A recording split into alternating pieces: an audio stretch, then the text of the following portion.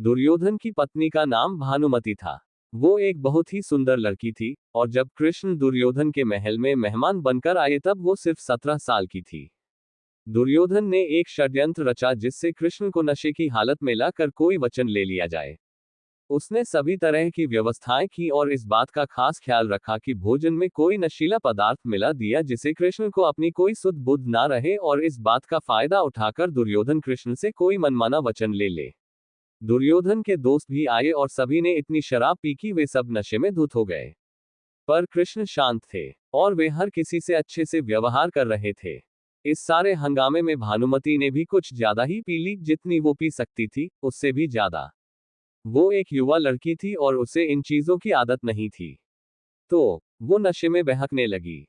कुछ समय बाद सभी लोग बहकने लगे और चीजें काबू से बाहर जाने लगी। भानुमति अपने पर काबू खो बैठी। वो अपनी सुध बुध खो बैठी। वह इतनी मदहोश हो गई थी कि उसे ना तो बैठा ही जा रहा था, ना ही चल पा रही थी। कृष्ण ने उसे किसी शिशु की तरह संभाला, और वे समझ गए थे कि स्थिति खराब हो चुकी थी। वे समझ गए थे कि भानुमति अगर कुछ गलत कर बैठी तो बाद में संभाल नहीं पाएगी, और हस्तिनापुर की रानी का गौरव कलंकित हो जाएगा। इसलिए कृष्ण उसको उठाकर महल के अंदर ले गए और उसकी सास गांधारी के हवाले कर दिया। अगले दिन सुबह जब भानुमति को पता चला, तो वो कृष्ण के प्रति सम्मान और कृतज्ञता से भर गई कि उन्होंने उसे बचा लिया था। तब से वो कृष्ण की भक्त बन गई।